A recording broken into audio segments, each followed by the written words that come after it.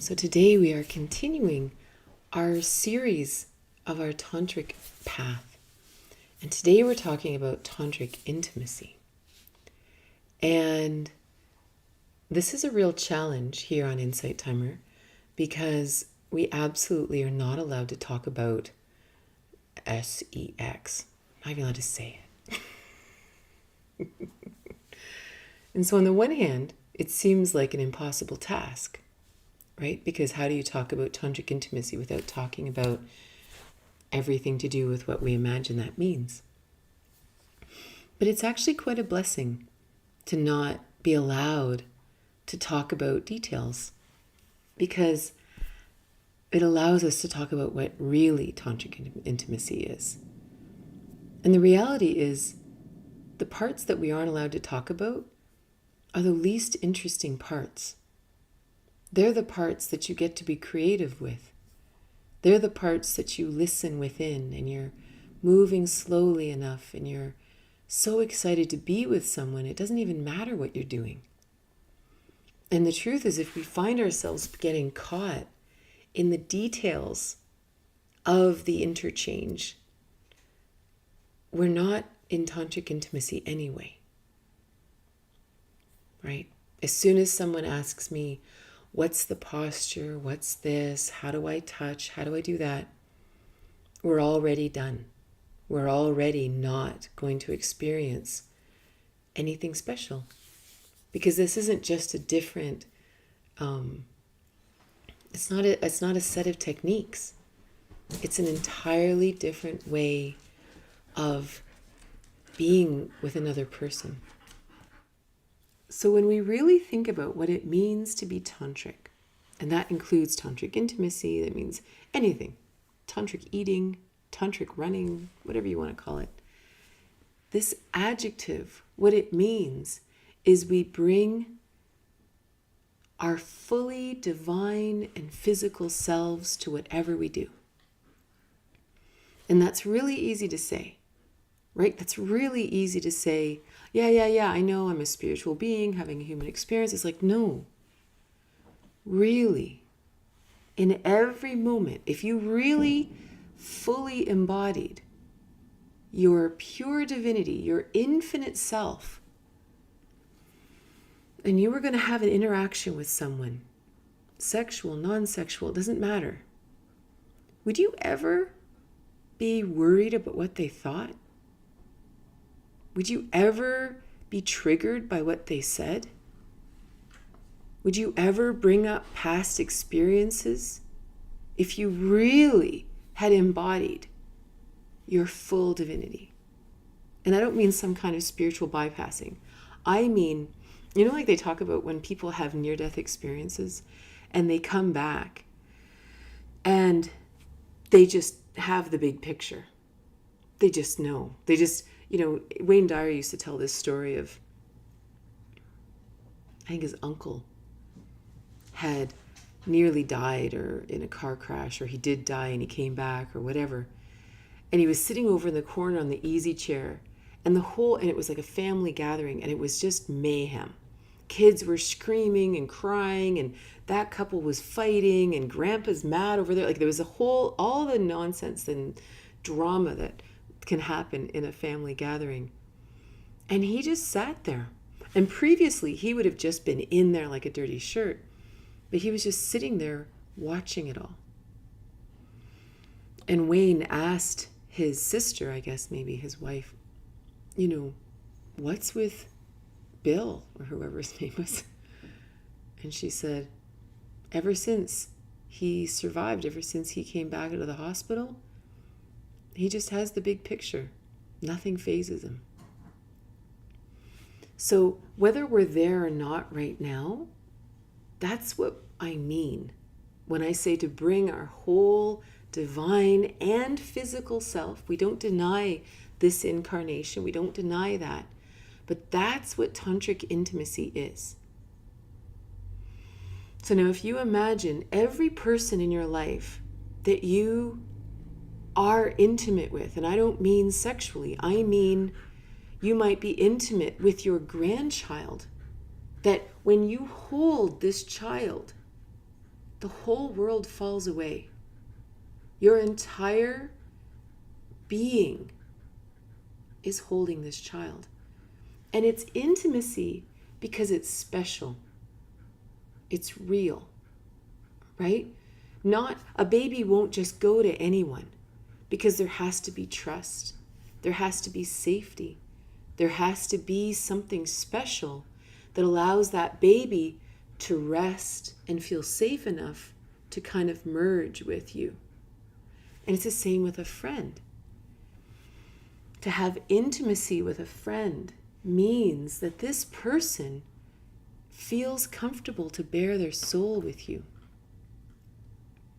That's intimacy. And if we're talking about erotic relationships and we have intimacy, it just means that maybe we're naked, or maybe the bodies are doing interesting things that we wouldn't do with our friends or our family or our colleagues.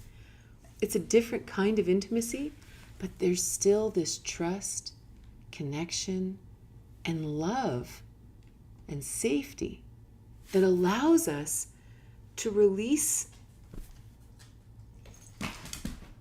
all the fears and all the issues. Sorry if there's funny sounds.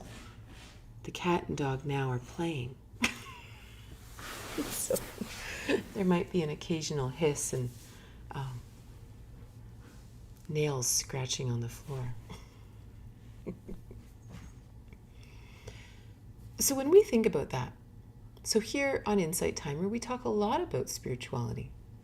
We talk a lot about our highest self, about following our satya, following our truth. So one would think this should be really easy, right? Why isn't it easy to be intimate this way with those we love? Because the crazy thing is, when you actually sit down and you think about all the people in your life, how many of them do you actually have that kind of intimacy with? Right? That kind of heart open, full out, I can relax. And what's wild is when I can relax, right? When I can completely release my guards with you, my divine self can also flow through, right? If we have guards in our physical being up, we are extremely contracted. We're not remotely in our divine self. We're not even in our full physical selves, because we've hidden for some reason, or we've been triggered and now we've actually slipped to another timeline when this thing happened and we're not even in the present moment. So isn't it interesting that when you think of interacting with friends, family, parents, children, and our intimate partners, if you think of if you have a partner now or you have had them in the past, why do we forget who we are the most when we're with people? The most. Like if we're by ourselves, we can sometimes forget if we're depressed or we're feeling isolated. But when we're with people, we seem to be even less ourselves. And this can look like all kinds of things. Sometimes I can even feel it. I can go to the dog park and I'm not terribly good at small talk. I'd prefer to, chit chat with you guys about interesting things. And people will be talking about things and it's almost like I get this other persona and I'll just start talking about things that I don't necessarily care about, and I don't care about them in quite the amount that I'm talking about. And I leave and I get in my car and my heart's pounding and I'm kind of like, what'd you say all that for? Like, what was that? And then I chew about it for a while. And again, I have no idea whether I'm just annoyed that I said weird stuff that isn't even interesting to me, or whether it's an empathic thing that now maybe they didn't like what I said and I'm chewing on that. I have no idea what it is. All I know is I was not in my own skin for some reason, right? So why do we forget? Why is tantric intimacy so difficult with people? And by tantric, I mean, why is it so hard to bring our entire being into an interaction? Well, there's a lot of interesting reasons. One is our history, right? Like, we simply maybe have had experiences with people that weren't safe, that were painful. And so we actually created adaptations inside of us that said, okay, I've got to keep my walls up because someone's going to hurt me, right? That's real. Those are real adaptations that generally come from when we were children and we had no choice. We had no ability to just leave. We had to actually adapt in order to survive. Sometimes we look at them like karmic patterns, that perhaps these patterns of interacting with people we've done many, many, many times in many, many different incarnations. And these patterns continue, whether they're abusive patterns, whether they're whatever patterns, right? But we keep doing them over and over again, and that can be considered a karmic pattern, not a punishment, but just a pattern that our energetic being, for some reason, is cycling until we sort something or we learn something. But the one I really want us to think about as we have this conversation is something called a samskara. And many of you have likely heard of this. And we could talk about samskaras for a whole hour. But for our purpose today, imagine a samskara is simply the effects of thoughts we've had. Every time we've had a thought, there is a result. There is an effect in our mind, in our body, in our organs, almost like a groove on a record. This happened, and now there's a groove in my psyche. So if something else happens, it's easy to fall into that groove, right? It's almost like, and if it happens over and over and over again, it'll become like a superhighway that you didn't even know you got into it because it just, you were there so fast. And when you think about tantric intimacy, friends, family, lovers, what samskaras are at play there? What are the unconscious psychic patterns that we just fall into so quickly? Maybe they are patterns of defense. Maybe they're patterns that I have to look good to you. I have to perform a certain way. I have to make you happy. I can't disappoint you. These are deep grooves that could come from our family, could come from our education, could come from movies.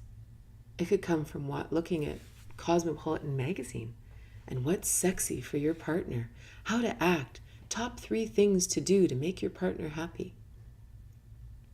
These are, you read the thing, it becomes a thought, and now it's a samskara. And of course, obviously, these thoughts are connected into multiple lifetimes and karmic patterns and all kinds of things. But to make it really simple and clear, I'm not making it simple to make it easier or something. I'm just saying for clarity and to keep it practical, to really look at our lives and to think of how many thoughts we've had every day, already today, that are all creating patterns in our minds right now.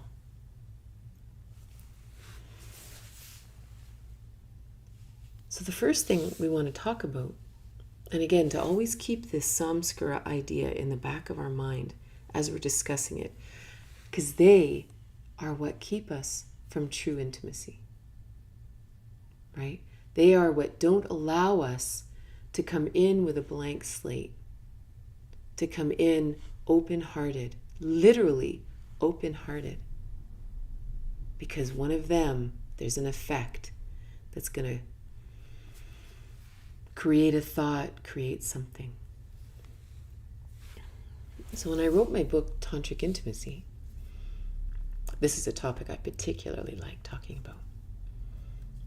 The first section was all about love. Because love is a word that has been utterly bastardized in our society. We can, the number of people who will say to me, no, but I really love them. It's like, what do you mean? Well, I love them. They're family. Or I love them. We've been married for 20 years. But what do you mean? You've been bound to them? You've been side by side with them? What do you mean? Because very often the reason we're having the conversation is because the relationship is empty. There's actually no connection. There's no kindness. There's nothing. Or there's abuse. Or there's animosity. And yet we'll say something like, but I love them. And it's like, but then what does love mean? Does love mean abuse to you? Does love mean attention at any cost? Does love mean security for you? What does love mean? And this is very, very important because we're talking about intimacy. Lovers, what about loving our parents, loving our children? What does that mean? Because the problem is, because love has been made to mean everything from extreme abuse to I'm only doing this because I love you, to way over here that really is genuine love, the word has lost all meaning. And yet we still use it within relationships. So let's look at different kinds of love in more of an ancient text. And lots of you guys I know have read Tantric Intimacy, so this will be a bit of review. But the foundational love, there's a word in ancient Greek called agape. And this is defined as God's love for man, or our divine love for each other. So now, let's back up. And we are our divine self. No matter where you are in your life right now, you are your fully divine being. Wherever you are, sit upright and feel these upper chakras. Feel yourself part of the galaxy, part of divinity, part of infinity. And now you look at another person. And you look at them through those eyes. This is agape. It's actually seeing this person and recognizing they're human like us. And they've had experiences. They have samskaras. They have karma. They've had history. And all of those things have created the person in front of us here. And when we look at them with this beautiful, galactic, infinite perspective, how can we not love them? Right? How can we not fully understand and get them? We don't have to hang out with them. We don't have to have sex with them. We don't have to be friends with them. But from a very big, real place, we can see them. If we release judgment, if we release all the pettiness that we've learned in our lifetime about each other, all the expectation, if we can release all that, and this is the journey of Tantra. It's not just the journey of accepting that person and all of their air quote faults. When we can release judgment of other people, we release judgment of ourselves. And when we release judgment, because it's interesting, we can look at other people and we can say, yeah, but look at that person. I mean, they're really bad. I've never met anyone that somewhere deep in their psyche, there wasn't something that they couldn't sort out. Right? Even if it's not even conscious. Sometimes, I often wonder, Because I've often been a bit of a save the world kind of person, you know. And I often wonder, am I like this because I was so horrible in another life? Do I feel guilt? Right? Why do I need people to like me so much? Have I done horrible things? Where does this come from? Where does this need come from? Why am I so afraid that someone might get to know me and not like me? Right? So on the surface, you might say, oh, no, you're really nice and you're kind and you do all this stuff. And I can tell myself that a lot. But what if there is judgment inside of me? And then when I see it out in the world, I'm pretty heavy judgment on it. Right? And all I'm saying is it disconnects us from our infinite selves. We get completely caught up in, what do you think of me? How, am I successful? What does the world think of me? We get all caught up in it. And we forget agape. And we don't just forget agape with some stranger on the street that we don't like what they're doing. We forget about agape with the people we love the most. We forget agape with our lovers, with our husbands and wives. We forget agape with our children. We forget agape with ourselves. And that, if we don't have agape, we can have nothing else. There is no such thing as erotic, tantric intimacy if you cannot be completely open and kind and respectful with this other person. It's impossible, because the thing is, what we're talking about here is energetic connection. And if the energy is shut down in any way, nothing flows. It doesn't matter what we say. It doesn't matter what books we've read. It doesn't matter whether they owe us, which they don't, but you know what I'm saying? Energy doesn't lie. And so if you don't even have agape with this other person, you have nothing. So yeah, you might be able to have some kind of wild and kinky something going on, but you'll never have tantric intimacy. You'll never have that divine merging happen, because you aren't even connected, right? There's nothing connecting you without agape. So then, from agape, imagine you have agape and you meet someone and you really like them. It's not erotic love. It's not eros. It's just philia. And philia means brotherly love. But it's when you actually have a friend or a child or a parent that you really trust and you can share with them. And you know that they will never judge you for it. And it's not that they don't have an opinion. Non-judgment doesn't mean you walk around, without your discernment plugged in. It just means that if you're sitting with someone and they tell you something and you say, wow, that must be really hard. Or, whew, that's a bit shocking. But it's not a judgment. It's just, it's love, it's understanding, it's,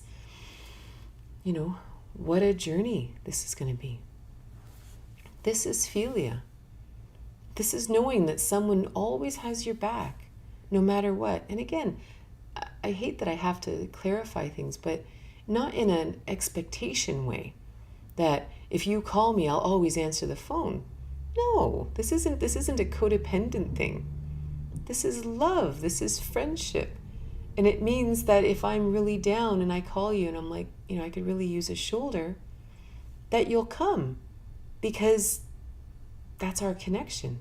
But it's not that you have to come or anything weird like that, It's just that you will. It's just how it is. And then beyond that, there's eros. And eros is very special. We don't feel eros with all people. Eros, true eros, and of course the word erotic has been used in a billion contexts, right? Because I feel like in many ways we've been looking at the world from the outside in. It's like if you look at a family, that you don't really know, but you just look at them. Maybe they live a few doors down. You can maybe make some assumptions about their relationship or their family or whatever, what makes them happy. But you're really just looking from the outside in. And I think a lot of the same thing happened with the idea of eroticism. That they maybe saw people in an erotic way, I mean millennia ago. I don't mean now. And there was an ecstasy about it. There was a thrill, a complete focus, a complete losing of oneself in it. But because we were only looking from the outside in, and we were looking at it from the paradigm of separation, because that's most of our relationships, even most of our, what we might call erotic intimacy, because I can't say the other thing. Even in that, most of it is just sort of animal procreative ways. It's not actual intimacy. It's not making love. It's nothing like that, right? So if we look at some ancient erotic statue or something, we'll go, look what they're doing. And what do we focus on? The posture, what they're doing, where their hands are, how their head is, because we're just observing from this outside place, because we don't understand that there is so much more going on inside. So you imagine two people. First, there's pure respect and openness of agape. Then there is total trust, knowing that this person is completely safe, loving, kind. And then there's some extra spark that asks, for some reason, I want to be even closer to you. I want to merge with you. This is Eros. And in many ways, these different kinds of relationships, these different kinds of love are also different kinds of tantric intimacy. Agape can be a tantric intimate experience.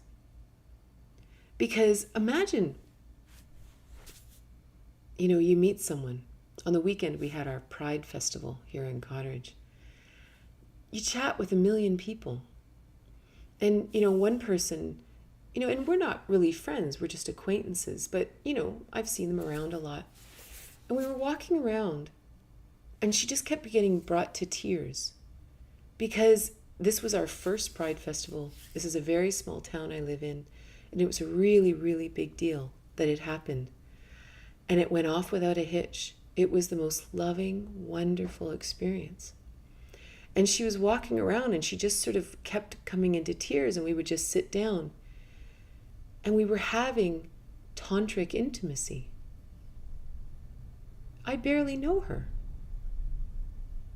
But we were two humans vibrating in a loving way. We were two humans experiencing something really amazing together. And what's crazy about that, even though we're not necessarily friends, a bond is created, right? Because there was that openness, that whatever. And then there's philia. Among good friends, you can have such tantric intimacy, because there's something like the number of times I have sat on the couch with a friend and a cup of coffee, and you just bare your soul about whatever it is you're going through. And then, they might share and you might share, and then you kind of sit quietly.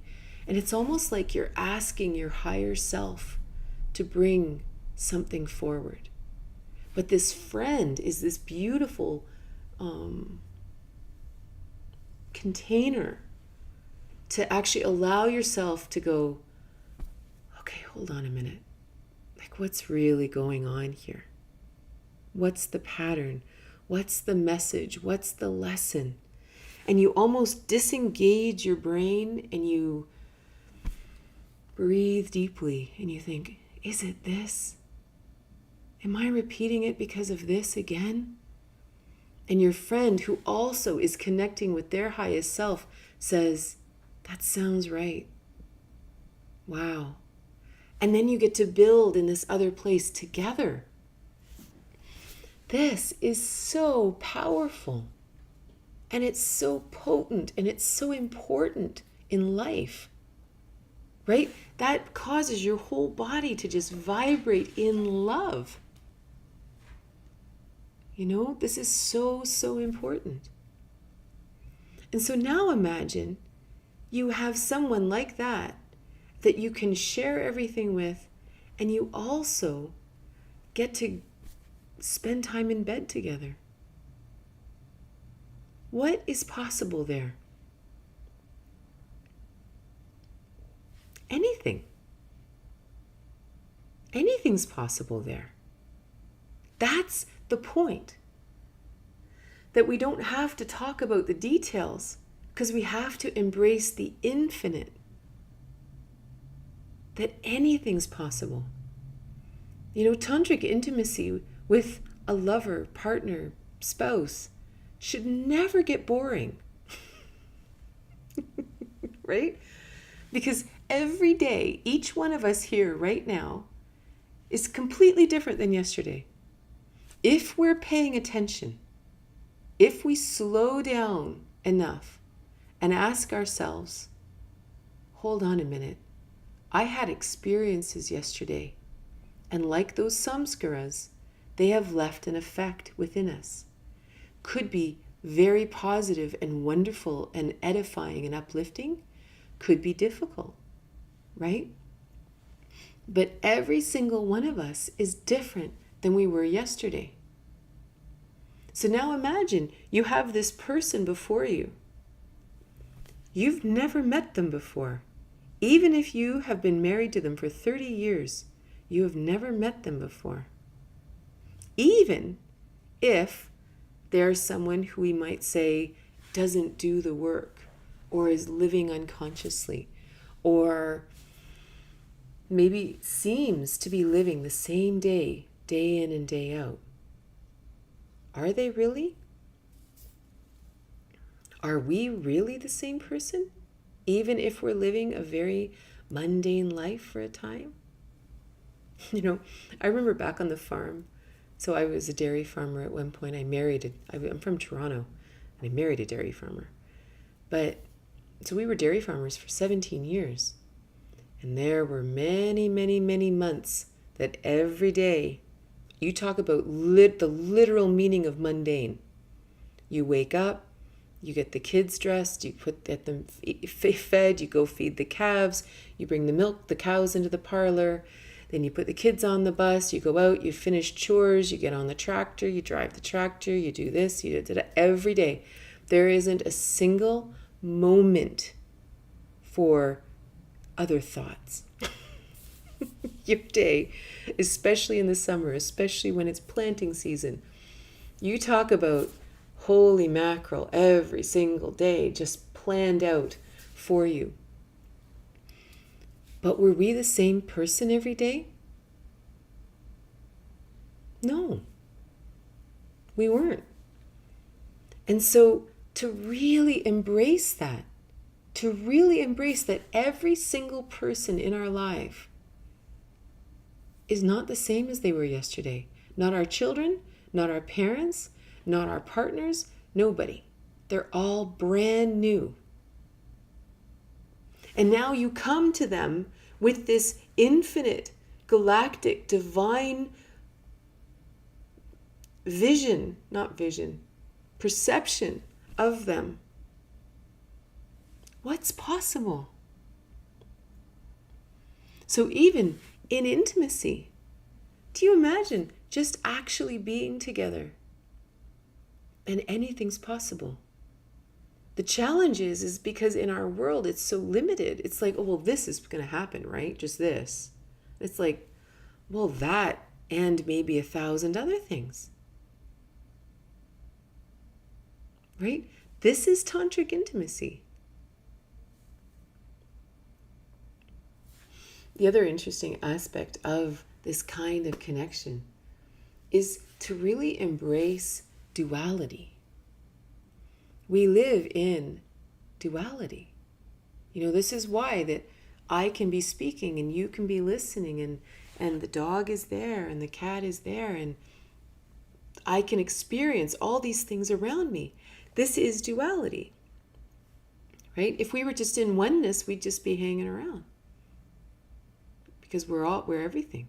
But now we get to experience other things. And this is where the concept of the masculine and feminine come in. And I'm not talking about gender. But if there's another person in the room and I see that they desire something and I give that to them, a magnetism happens between you and you're drawn together. Or maybe someone asks you a question and then they listen while you share. And this vibration comes out of their mouth and into your ears, and you listen and you bond with them. This masculine-feminine dynamic is so powerful, right? To actually know that there is another human. This is another person. Like really embracing duality. And if one of us polarizes to the feminine and one of us polarizes to the masculine, we will be drawn together and we'll come to unity, which is bliss. Right? And it can be anything. It can be, can I pour you a glass of water? Can I give you a back rub? Can I hold your hand? Let me drive you to the store. It can be anything. It can just be this beautiful interchange of giving and receiving and protecting and being vulnerable and all these wonderful things that we do with each other in full openness. This creates total bliss if we slow down and experience it. Sometimes it's interesting here on Insight Timer.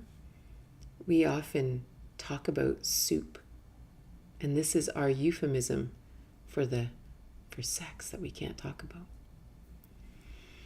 But what's really interesting about that from this perspective, imagine making soup. And I'm just like playing literally here for a moment. And you actually sit with yourself and you say, what do I love to have in this soup? What do we love to have in this soup?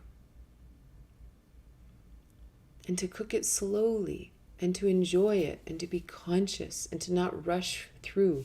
It's funny, we in many ways live in quite a fast food mentality. And we do the same with soup. Right? Efficiency, late at night, make sure it's what I wanted. What if it's not what you wanted?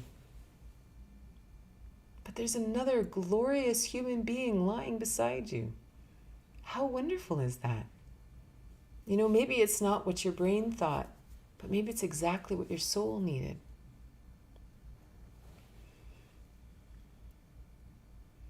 And the last thing I want to mention about tantric intimacy, because there often is a question, about, but is it different than maybe fast food soup? And it is, in that the number one thing you do is you get rid of your brain. You get rid of your head. Because our head is where all the samskaras are. The head is where all of our expectations are, and our fears, and everything. And again, this is one of the great reasons to meditate. To actually practice breathing deeply and feeling thoughts flow through. Because even in intimacy, no matter how much you've practiced, no matter how, whatever you want to call yourself, how experienced you may be in this kind of thing, thoughts come in. Things derail you. So it's so important to be able to have that meditative center and to have practiced feeling that thought that's going to come in and derail you, that samskara, and feel it go right on by, and that you stay in your center, right? You remember who you are.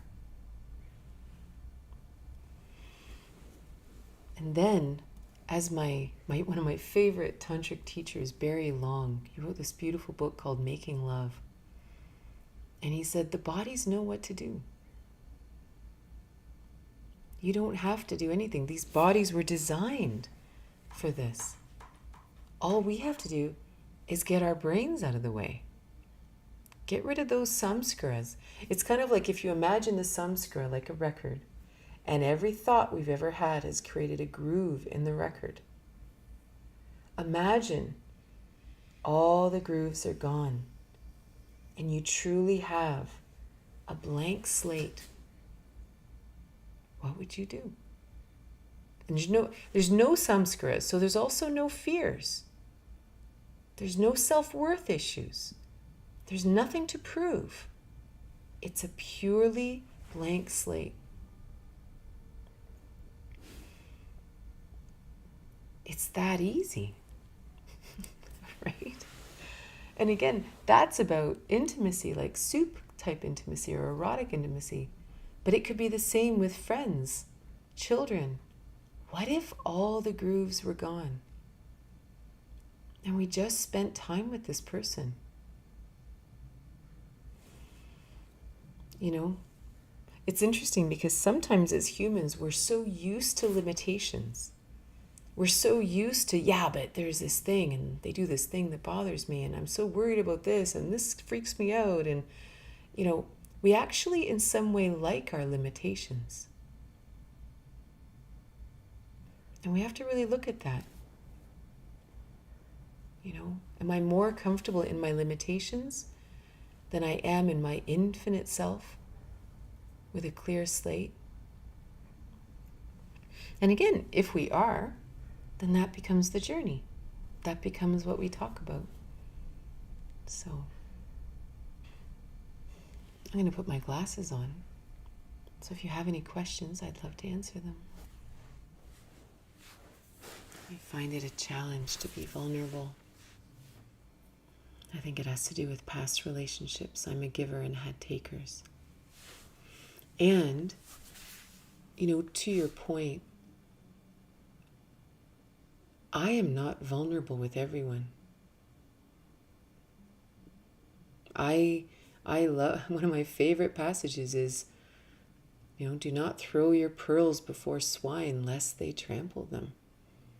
You know, I open up to you guys and I tell you everything, but I'm vulnerable where it's called for, you know? And if I'm with someone, it's almost like how safe someone is determines the amount of vulnerability you can have.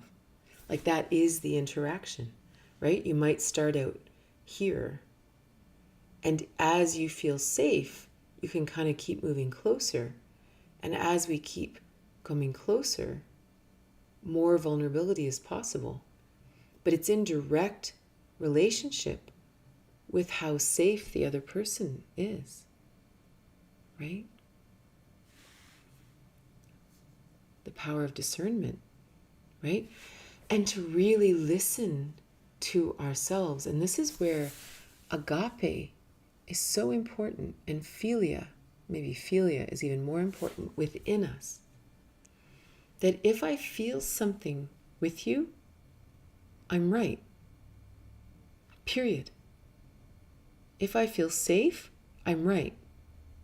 If I don't feel safe, I'm right. Right? I remember in the back of my book, Tantric Intimacy, I talked about sexual healing. And if someone has to say to you, you can trust me, just relax, then leave. No one should ever have to say you can trust me. You either feel it or you don't. And if you don't feel it, that's real. Energy doesn't lie. But we've been taught to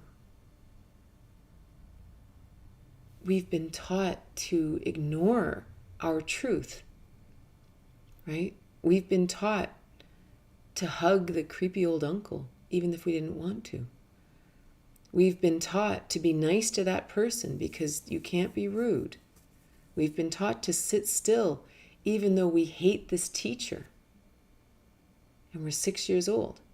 Right? We've been taught to ignore our feelings and just stay. And then we've been told that, well, your feelings are wrong. Well, I don't like being around you. I don't feel safe. Well, you must have an issue then. It's like, no, I don't have an issue. It's so important, right? We have to trust ourselves. There's no other way. Like, there's no other way through it. I have a similar feeling when the relationship, friendship or romantic, gets too intimate. I felt really anxious. It is interesting because in my experience, the anxiety comes from, will I be able to hold my center if we get even closer? Because in our society, we have a lot of codependence. And if we get closer, I might lose myself. I may not continue to say no when I mean no, or say yes when I mean yes. Because some old samskaras will kick in, some old patterns will kick in that if we get this close, then what's going to be expected of me, and what are they going to expect, and what am I going to expect of them? And will I lose myself and not be honest anymore? But if you know that at every step you'll continue to be honest, and as soon as you hit that point of anxiety, own it 100% and go, okay, here's my growth edge. Okay, so from here, I'm uncertain as to how I will act. Okay, so I have to be militant with my feelings and who I am. I have to be militant because this is my slippery slope. And then you just take baby steps because this is a growth space. Like, it's really, really, really important. So it's so good to notice that anxiety, because that's the good spot. Why are people so disconnected from knowing something upset them, though?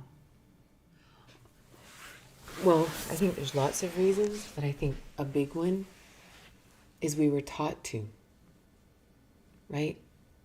How many of us were sent to our rooms when we were upset? It's not okay to be upset, we were taught, right? You just go to your room until you're feeling better. And you just sit there. You don't process it. You don't talk to the person you're upset with. You don't do anything. And we learn to bury it. Or we learn to eat chocolate. Or we learn to have a drink. Or we learn to do something so that we don't feel this anymore, because we have no idea how to process it. You know? And so even if I know something's upsetting, if there's nowhere to go with it, then who cares? Right? If you're in a relationship where no matter what you're feeling, the other person doesn't care, or they're just defensive, or they just, I love when people say, okay, what can I do to make you feel better? And it's like, nothing. I'm upset. I want to talk about it. I want to chew it up with you. I don't want to feel better until it is better. And then I'll feel better. Right? But we haven't been taught how to process things. And that our feelings are okay. So thank you so much for being here. Please check out the rest of our series. And I look forward to seeing you again.